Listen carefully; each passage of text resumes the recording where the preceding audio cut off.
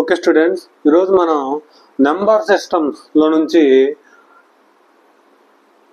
Excise 1.2 చూద్దాం. Excise 1.2 problems solve చేద్దాం.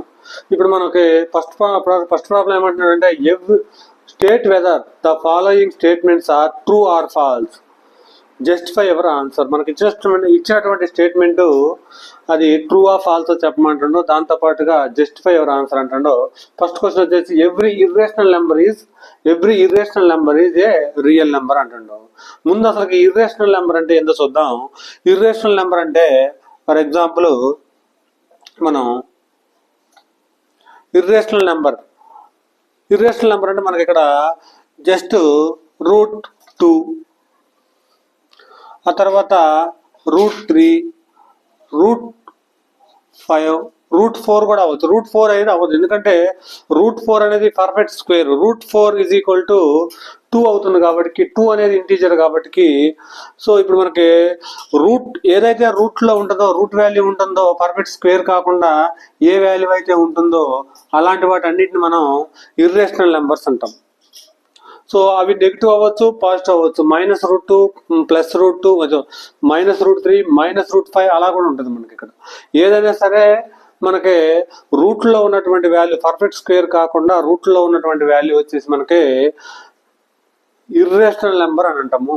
ఇప్పుడు మనకి రియల్ నెంబరా కాదా చెప్పాలంటే మనకు ఫర్ ఎగ్జాంపుల్ ముందు రియల్ లైన్ తీసుకోండి. ముందు రియల్ నెంబర్స్ అంటే ఏంటో తెలుసుకోండి. దాంతోపాటుగా మనం ఇచ్చేద్దాం. ఫర్ ఎగ్జాంపుల్ ఇక్కడ మనకి ఇది 0 అనుకోండి. ఇప్పుడు 0, 1, 2, 3 ఇలా ఉన్నాయి.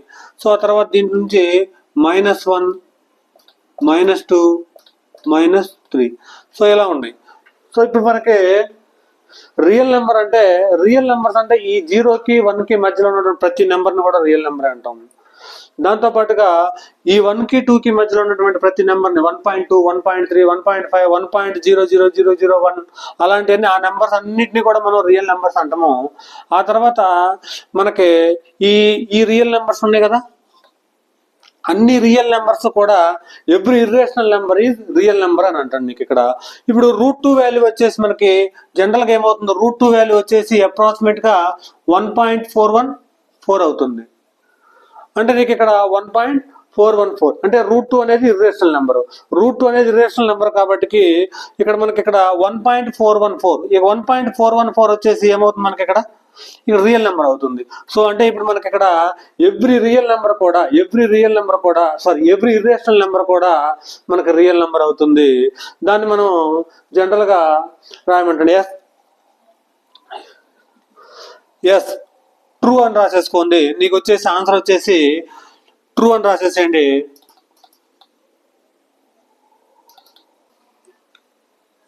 Since every irrational number is real number.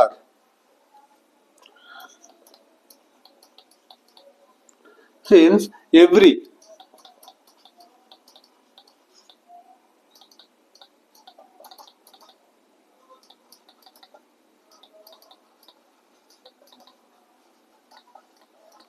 number is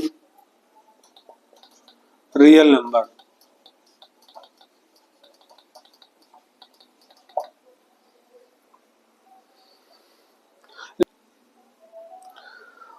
second question వచ్చేసి every point on the number line is of the form √m where m is a natural number, where m belongs to natural number అంటాడో. ఇప్పుడు మనకి √m అనేది మనకి ఏమంటుందంటే line మీద ప్రతి number, for example మనం ఈ లైన్ మీద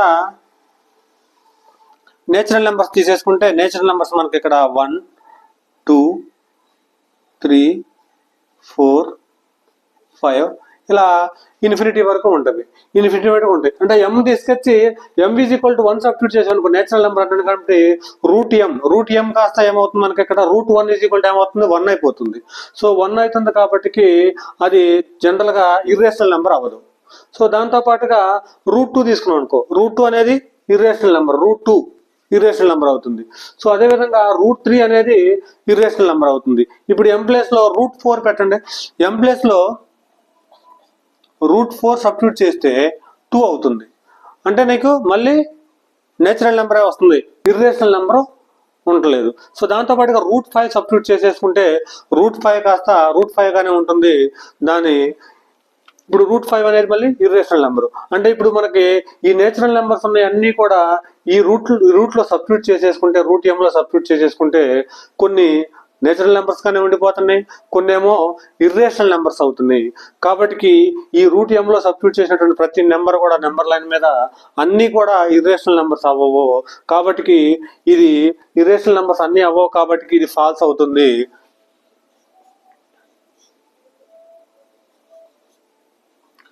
ఫాల్స్ అవుతుంది. Next therefore √m is a irrational number since √m is a irrational number.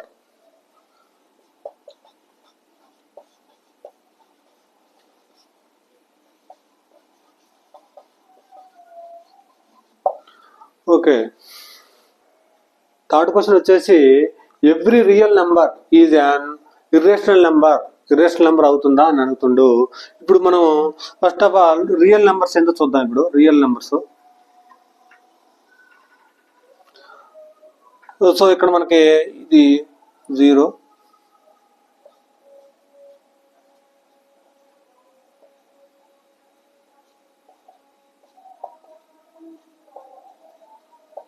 So ఇప్పుడు ఇవి ఇంటీజర్స్ రాశాను ముందు. ఇంటీజర్స్ నుంచి ఈ రెండు నెంబర్స్ మధ్యలో నీకు చాలా నెంబర్స్ ఉంటాయి, అవి కూడా రియల్ నెంబర్స్ కిందకే వస్తాయి మనకి. ఇక్కడ 0.1, 0.2, 0.3 ఎన్నైనా సరే 1.1, 1. ఇన్ఫినిటీ నెంబర్స్ ఉంటాయి అనమాట. ఈ 1 కి 2 కి మధ్యలో మళ్ళీ డెసిమల్ ఫామ్ లో నీకు ఇన్ఫినిటీ నెంబర్స్ ఉంటాయి. అవి మనం అన్ని రాయలేం కాబట్టి చెప్తున్నాను మామూలుగా. సో ఇప్పుడు మన క్వశ్చన్ ఏమంటున్నాడంటే ఇప్పుడు అన్ని రియల్ నెంబర్స్ మనకి, ఈ every real number is an irrational number. ప్రతి రియల్ నెంబర్ కూడా ఇర్రేషనల్ నెంబర్ అవుతుందా అని అంటే అవ్వదు. ఎందుకంటే ఇప్పుడు మనకి ఇక్కడ √2 అనుకున్నాను, ఇక్కడ మధ్యలో ఉంటుంది మనకి √2 ఇర్రేషనల్ నెంబర్, రూట్ లో ఉన్న వాళ్ళు. ఆ తర్వాత √3 ఇర్రేషనల్ నెంబర్. కానీ తర్వాత 4 ఉంటుంది, ఆ 4 ని మనం √4 గా రాసేసుకుంటే అది 2 అవుతుంది. 2 అనేది మనకి ఇర్రేషనల్ నెంబరా? కాదు. కాబట్టి ఇది రియల్ నెంబర్. ఈ రియల్ నెంబర్ అనేది 4 అనేది √4 గా రాసేసుకుంటే ఇర్రేషనల్ నెంబర్ గా మారుద్దామని √4 గా రాస్తే 2 అవుతుంది, మళ్ళీ రియల్ నెంబర్ లోకి వస్తుంది. కాబట్టి పర్ఫెక్ట్ స్క్వేర్స్ ఏవైతే ఉన్నాయో, పర్ఫెక్ట్ స్క్వేర్స్ 4 కానీ 9 కానీ 16 కానీ ఇలాంటి పర్ఫెక్ట్ స్క్వేర్స్ ఏవైతే ఉన్నాయో అవన్నీ కూడా మనకి రియల్ నెంబర్స్ అలే కానీ ఇర్రేషనల్ నెంబర్స్ అవ్వవు. ఇర్రేషనల్ నెంబర్ అవ్వవు కాబట్టి therefore ఈ స్టేట్మెంట్ అనేది ఫాల్స్ అవుతుంది.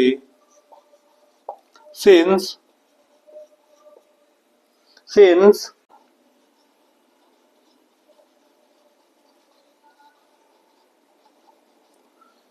real numbers contains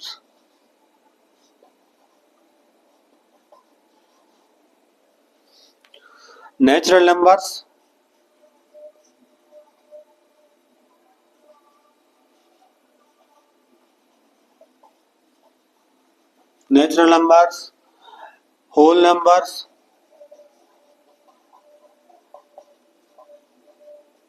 whole numbers, and integers,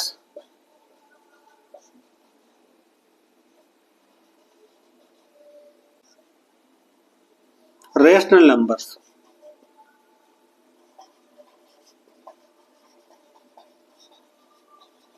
Which are not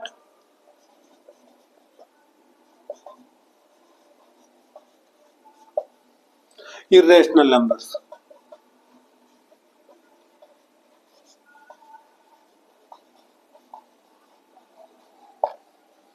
so ఇది థర్డ్ బిట్ అవుతుంది. సెకండ్ క్వశ్చన్ వచ్చేసి are the square roots of all positive integers irrational. Positive integers అన్ని కూడా ఇర్రేషనల్ అవుతాయా అని అడుగుతుండు.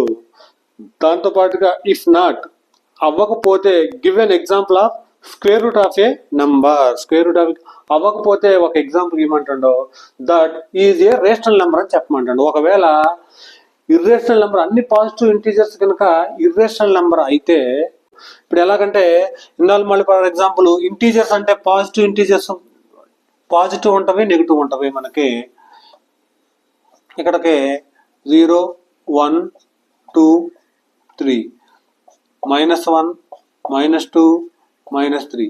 సో ఇప్పుడు మనకి ఏమంటే ఆల్ పాజిటివ్ ఇంటీజర్స్ అంటండి. ఆల్ పాజిటివ్ ఇంటీజర్స్ అంటండి కాబట్టి మనకి ఈ 1 కాడి తీసుకుంటే సరిపోతుంది. ఇంటీజర్స్ అంటే అన్ని రాశాను నేను. పాజిటివ్ ఇంటీజర్స్ అంటే only 1 2 3 so on up to infinity వరకు రాసేసుకుంటే సరిపోతుంది. ఇవన్నీ కూడా ఇర్రేషనల్ నెంబర్సా అని అడుగుతుండు. ఇప్పుడు √1 రాసేసుకుంటాం. √1 అనేది మనకు 1 అయిపోతుంది, అది ఇర్రేషనల్ కాదు. √2 అనేది √2 గానే ఉంటుంది, √2 కానీ అది ఇర్రేషనల్ నెంబర్ అవుతుంది. ఆ తర్వాత √3 కూడా ఇర్రేషనల్ నెంబర్ అవుతుంది. ఇర్రేషనల్ నెంబర్ అంటేనే మనకి రూట్ ఫామ్ లో ఉండాలా. ఇప్పుడు ఫర్ ఎగ్జాంపుల్ 4 తీసేసుకున్నాం. 4ని కనుక √4 గా రాసేసుకుంటే, 4ని మనం √4 గా రాసేసుకుంటే 2 అవుతుంది మనకి ఇక్కడ. అంటే అది ఇప్పుడు ఇర్రేషనల్ నెంబర్ కాదు. సో కాబట్టి ఇప్పుడు మనం ఇక్కడ ప్రతి పాజిటివ్ ఇంటీజర్ కూడా ఇర్రేషనల్ నెంబర్ అవ్వదు. కాబట్టి మనం ఏమని రాస్తాం, ఈ స్టేట్మెంట్ మనం ఫాల్స్ అని రాసేస్తాం, ఫాల్స్ అని అంటాం. ఆ తర్వాత మనకి ఇక్కడ రాసేసుకోండి, all positive integer false. All positive integers are not irrational numbers. Give an example. దాన్ని రేషనల్ నెంబర్ గా చెప్పమంటాను. ఫర్ ఎగ్జాంపుల్ అదే తీసుకున్నాం మనం, ఆ 4 గా రాసేసుకోవచ్చు. లేదు నేను √16 తీసుకుంటా. 16 అనేది కూడా పాజిటివ్ ఇంటీజరే కదా. 16 అనేది మనకి పాజిటివ్ ఇంటీజర్. సో ఈ పాజిటివ్ ఇంటీజర్ ని √16 మనం ఏమో రాసేసుకోవచ్చు, 4² గా రాసుకోవచ్చు. స్క్వేర్ రూట్ క్యాన్సిల్ అయిపోతుంది, దట్ ఈస్ ఈక్వల్ టు 4 అవుతుంది. 4 అనేది మనకి ఇంటీజర్. దాంతో పాటుగా 4/1. దీన్ని ఇప్పుడు ఇది p/q ఫామ్ లో ఉంది కదా. p/q ఫామ్ లో ఉందా లేదా? ఇది ఇక్కడ p/q ఫామ్ లో ఉంది. q నాట్ ఈక్వల్ టు 0 అవుతుంది. సో కాబట్టి √16 అనేది మనకి ఇర్రేషనల్ నెంబర్ కాదు, రేషనల్ నెంబర్ అవుతుంది. కాబట్టి అన్ని పాజిటివ్ ఇంటీజర్స్ అన్ని కూడా ఇర్రేషనల్ నెంబర్స్ అవ్వవు. అందుకని ఈ స్టేట్మెంట్ వచ్చేసి ఫాల్స్ అవుతుంది. ఇది ఈ ఎగ్జాంపుల్. సో థర్డ్ ప్రాబ్లం వచ్చేసి, so how √5 can be represented on the number line.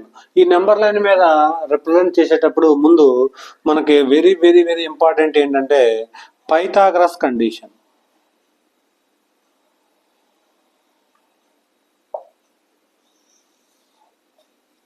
So మనకి ఇక్కడ ఏబిసి అనేది ఒక రైట్ యాంగిల్ ట్రయాంగిల్ అయితే, రైట్ యాంగిల్ ట్రయాంగిల్ కి మాత్రమే పైథాగరస్ కండిషన్ యూజ్ అవుతుంది.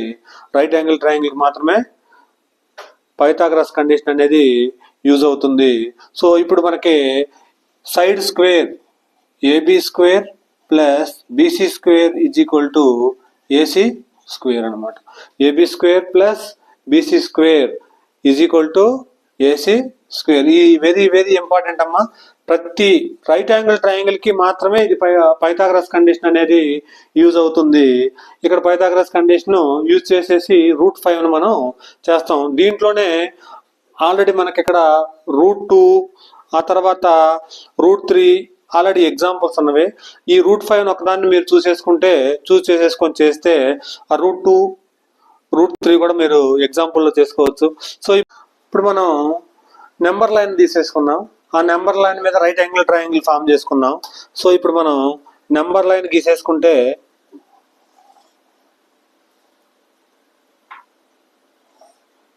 సో ఇది నెంబర్ లైన్ గీసేసుకున్నాను. ఇప్పుడు ఈ నెంబర్ లైన్ మీద ఇది మనకి ఇక్కడ ఇది 0 అనుకుంటే, ఫర్ ఎగ్జాంపుల్ దీనికి నెంబర్ లైన్ కి పర్పెండిక్యులర్ గా ఒక లైన్ గీసేసుకోండి, ఇది 0 అవుతుంది. సో ఇక్కడ మనకి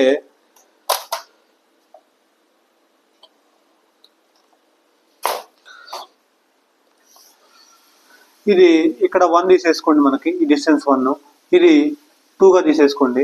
ఇది 2గా తీసేసుకున్న తర్వాత ఈ డిస్టెన్స్ ఎంత ఉందో ఇక్కడ ఇది 1గా తీసేసుకుంటాం. మనం ఇక్కడ ఇది 1గా తీసేసుకుంటాం. ఈ 1కి ఈ లైన్కి ప్యారలల్గా ఒక లైన్ తీసేసుకోండి. ఇక్కడ మనం లైన్ తీసేసుకోండి. సో ఇప్పుడు ఇది O, ఇది A, ఇది Bగా తీసేసుకోండి. సో ఇప్పుడు ఇది రైట్ యాంగిల్ ట్రయాంగిల్ ఫామ్ ఇక్కడ గీస్తాను నేను. ఇక్కడ రైట్ యాంగిల్ ట్రయాంగిల్ ఫామ్ వచ్చేసి ఇది అవుతుంది. ఇది ఇప్పుడు రైట్ యాంగిల్ ట్రయాంగిల్ ఫామ్ అవుతుంది OAB అనేది. ఇది 90 degrees. ఇప్పుడు మనకి ఇక్కడ నుంచి ఇది రైట్ యాంగిల్ ట్రయాంగిల్ ఫామ్ అవుతుంది కాబట్టి పైథాగరస్ కండిషన్ ఇప్పుడు ఈ డిస్టెన్స్ వచ్చేసి ఇక్కడ నుంచి ఇక్కడికి 1, ఇక్కడ నుంచి ఇక్కడికి 1, 1 + 1 2 అవుతుంది. ఇప్పుడు ఇది 1 కాబట్టి ఈ డిస్టెన్స్ 1 కాబట్టి ఈ డిస్టెన్స్ కూడా మనకి ఏమవుతుంది, AB డిస్టెన్స్ కూడా 1 అవుతుంది. ఇప్పుడు రైట్ యాంగిల్ ట్రయాంగిల్ కాబట్టి పైథాగరస్ కండిషన్ యూజ్ చేసేసుకుంటే పైథాగరస్ కండిషన్ లో OA స్క్వేర్ సైడ్ స్క్వేర్ అనమాట. ఇప్పుడు ఇక్కడ రాసేస్తాను. Side square OA square plus another side AB square is equal to OB square. ఇది అవుతుంది. OA స్క్వేర్, OA అంటే మనకి ఎక్కడంతా 2 అవుతుంది. 2 ప్లస్ 2 స్క్వేర్ అవుతుంది. ప్లస్ AB స్క్వేర్ అంటే AB అంటే 1 స్క్వేర్గా రాసేసాను. That is equal to OB square. So ఇప్పుడు 2 స్క్వేర్ అంటే మనకి ఏమవుతుంది, 4 + 1 is equal to OB square. That is equal to OB square is equal to 5 అవుతుంది.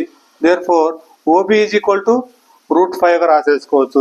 బోత్ సైడ్స్ స్క్వేర్ అప్లై చేస్తే స్క్వేర్ రూట్ అప్లై చేసేసుకుంటే స్క్వేర్ రూట్ క్యాన్సిల్ అయిపోతుంది. ఇక్కడ square √5 ఉంటుంది. అంటే ఈ డిస్టెన్స్ వచ్చేసి మనకి OB డిస్టెన్స్ వచ్చేసి మనకి √5 అవుతుంది. ఇప్పుడు ఈ √5 కనుక మనకి రేడియస్ గా తీసేసుకుంటే సర్కిల్లో ఇప్పుడు కంపాక్స్ ను యూజ్ చేసి మనకి ఇక్కడ √5 కాస్త మనకి ఈ డిస్టెన్స్ రేడియస్ అంటున్నాం కదా, ఈ రేడియస్ అన్నప్పుడు ఇది మనకి ఇక్కడ నుంచి ఇలా సర్కిల్కి ఇలా వస్తుంది. ఇలా గీసేస్తాం. ఇది రేడియస్ కాబట్టి √5 రేడియస్ తో మనం ఇలా గీసేస్తాం. అంటే ఈ వాల్యూ వచ్చేసి √4 అంటే 2 మనకి ఇక్కడ. అదే విధంగా √5 అంటే ఇక్కడ నుంచి ఎక్కడ పోతుంది అంటే ఈ మొత్తం మీద ఈ డిస్టెన్స్ అవుతుంది. ఈ పాయింట్ దగ్గరకు వచ్చేసి ఇది √5 అవుతుంది. సో ఇది ఫ్రెండ్స్, ఇది స్టూడెంట్స్. నా వీడియో కనుక నచ్చితే please like and share and subscribe. Thank you.